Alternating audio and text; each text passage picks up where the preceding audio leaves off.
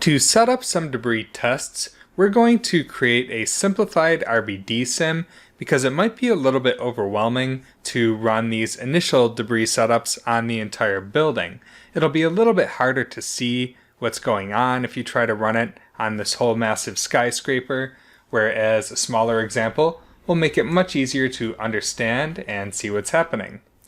Now, I'm not going to walk you through setting up this RBD test step by step because you should know how to do all of these steps by now.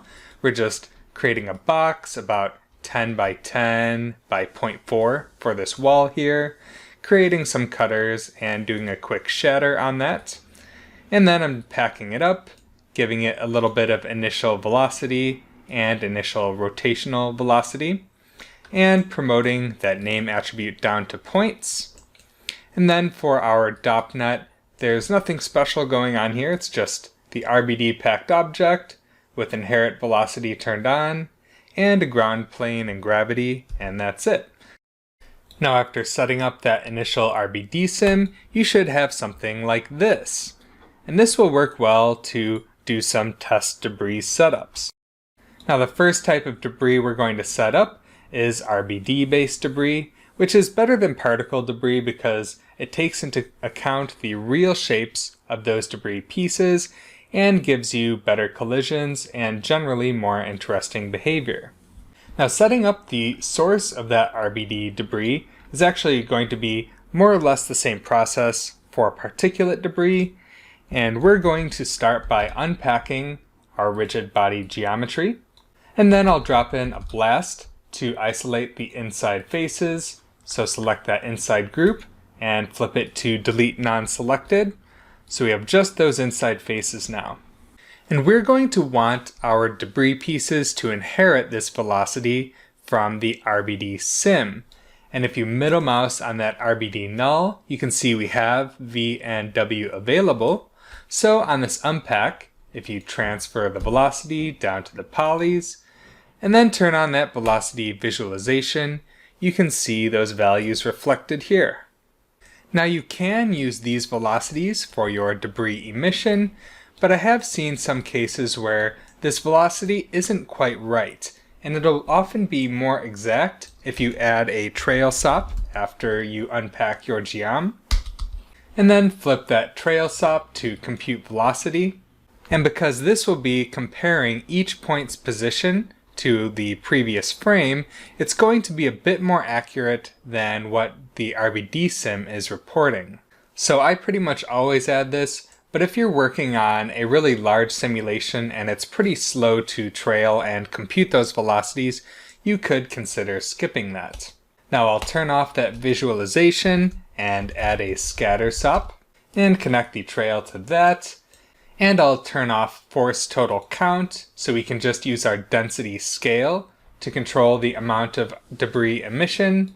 And I'd suggest turning off relax iterations so that it gives us a bit more of a random distribution on all of those inside faces.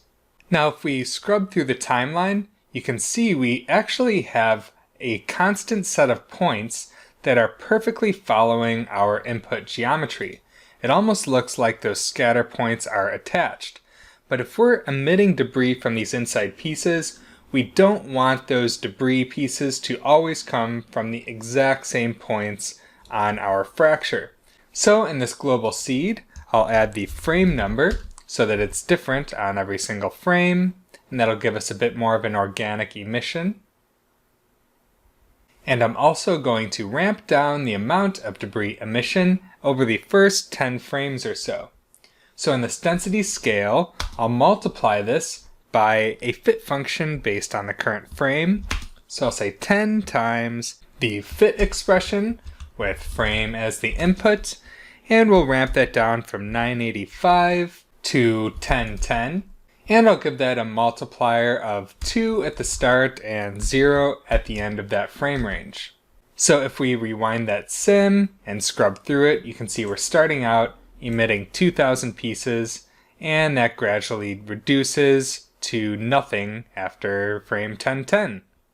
Now we need some pieces to instance onto those scatter points, and if you have an existing fracture in your scene, you can take some of these smaller pieces from that and use your measure fracture HDA to just filter out the tiny debris-sized pieces. But in this case, I'm just going to do a new fracture. So I'll copy our existing box and cutter geometry and shatter, and I'll grab that pack as well, and I'll copy that and paste that off to the side. And if we turn the number of cutters up to 20, we should get some small pieces that are well suited for our debris sim. Now let's drop in an exploded view to see what these smaller pieces look like. And it looks like there should be some decent ones in there. You could fracture this up a bit more if you want more small pieces to choose from. And I'll add 2 measure fracture HDAs to isolate a certain size range for these debris chunks. So we'll leave this bounding box size calculation turned on and set that size threshold maybe down around 0.2 or 3. And we'll use that to trim off the large pieces and then add in a second measure fracture and connect our first input to that. And for this, we're just going to remove the tiny ones that are too small to be good for instances. So we'll flip our size filter to bounding box again, maybe remove the pieces that are less than, 0.02, and let's add a null from the second output of our second measure fracture HDA so we can see our final instance pieces. Display that. And then you can tweak both of your size thresholds to get a range of shapes and sizes that you like. In this case, I like the results of a size threshold of 0.06 and 0.01. This gives us a decent range of shapes that we can use for our instancing. And right now, all of our pieces are named test object. So I'll give this a better name. I'll just call this debris. And now if we check the spreadsheet for our instance pieces, you can see we have good names on all of those pieces there. Now before we actually instance those points, I'm going to move all of these pieces to the origin and normalize their scale so that we can reliably use p-scale to control the size of all of our pieces. Now to move them all to the origin, we can just use a wrangle and set at p equals 0, 0, 0. I'll call that move to origin. And normalizing the size of them is a bit less crucial here because they're all pretty similar sizes, but sometimes I'll use geometry with a bit more variation in the sizes of those pieces. So I'm just going to add in a for each named piece loop, connect our move to origin to that, and the output to our null. And then inside this loop, I'll just drop in a transform. And then in this transform, I'll use a uniform scale expression. And in this expression, I'm looking up the maximum dimension of the object. We'll find the max size between x, y, and z, and the uniform scale will be 1 divided by that. So they'll all be resized to be a unit scale. And in this case, it's a pretty subtle difference. If you want to see all those pieces more easily, you can use a jitter to display them. If you use an exploded view on pieces that are all on top of each other, it's not going to work very well because the exploded view will move pieces out from their centroid. But in this case, all of these pieces really have the same centroid. So you'll see if we use an exploded view here, then we should see essentially no expansion of those pieces because they all have that same center point. So that's why I use the point jitter to display these. Now I don't really like a lot of these slender little instance pieces here. Having, 1 or 2 of those is okay, but there are a bunch of them in there. So I'm going to try to reduce those by changing my size thresholds again. Maybe I'll lower that to 0.02 and 0.05. And if you want to, you can go in and remove some of these pieces by hand as well. So I'll go to my primitive selection based on the name attribute and select a few of these long skinny ones that I don't want to be part of my instance set. Maybe those 2 there, and this one, and that. And we can leave a couple of those in there, but I'll just delete some of those so we don't have so many. And after deleting those pieces, I'll move that blast to be after the loop and before the point jitter or the instance is null, and then we can cache these instances to disk. So I will add a file cache and point that to job and caches, and I'll call this debris instances.bgo. Turn on load from disk, set this to save the current frame only, and then save that debris. Now to attach those instances to our scatter points, you can drop in a copy stamp, and we'll attach our points to the second input, and the instances null to the first. And then we'll set up some attributes on our points to control that scattering. And first we'll create a randomize for the geom ID. So the attribute name is geom ID.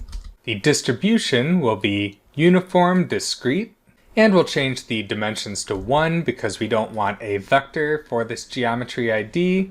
And those values can range from 0 up through the number of instances minus 1.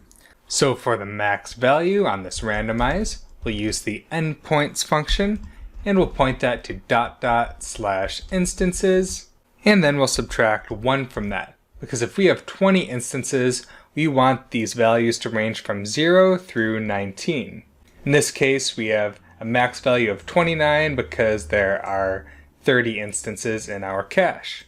Now on the copy, go to the Stamp tab, turn on Stamp Inputs, and for the attribute stamps, we'll add that geom ID attribute there. And then just before the copy on the left side, I'll add in a blast, and I'll call this isolate piece. And then we'll use the stamp expression in the blast group, type in backticks, stamp, and point that to our copy SOP. Look up the geom ID attribute, and we'll just add 0 at the end there for the default value. And then flip this to delete non-selected. So now if we display that copy, you can see we have 2,028 pieces, which matches the 2,028 points in our input. Now to randomly rotate those, I'll add in another randomize for the normal on the points. Drop that in here and flip the distribution to direction or orientation, and the attribute name will be N. And finally, we'll add one more randomize for the piece scale.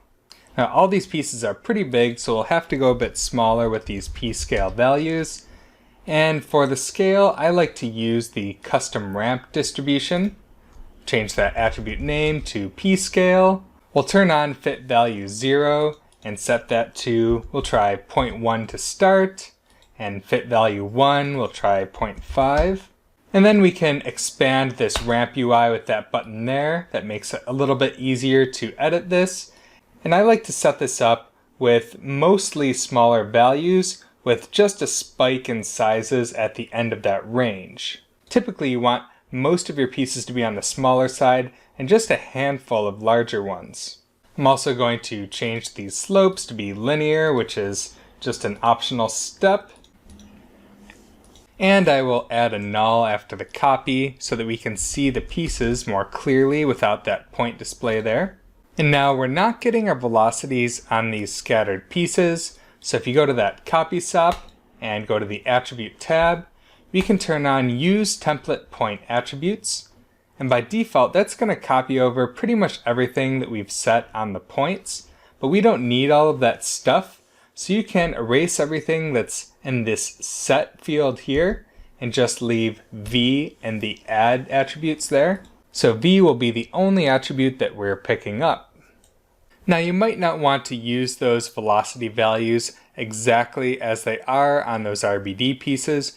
You might want to vary that up a bit, so you could use a randomize after the scatter.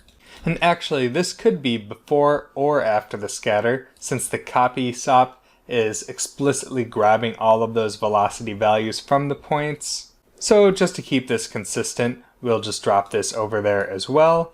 And to vary up those velocities, you can experiment with both additive and multiplicative randomization. So I'll call this randomize vmod because we're modifying the existing velocity attribute. So I'll set that attribute name to V, and for the operation, I'll add value. And for the min and max for X, Y, and Z, I'll just set it to -1 for the minimum and 1 for the max, and then we can control that amount with the global scale here. So if it looks too erratic in your simulation and like it's not following the path of the RBDs well enough, then you can reduce the scale of that randomized velocity. And if it looks like it's following the pieces a bit too perfectly and you want to have a little bit more variety in there, then you can raise that global scale. Now, to just finesse the sizes of our pieces a bit, I like to move ahead to where our RBDs are not perfectly intact, and let's template display those. And you might want to make your instances a darker color so they stand out a bit better. So I'll just drop in a color sop, set this to maybe 10 or 15% black, and display that. And if we zoom in here, we can see what our debris sizes look like relative to our main RBDs. And this is actually looking like a decent starting point. Of course, we can tweak all of this stuff once we start simulating, but at this point, that's looking good to me.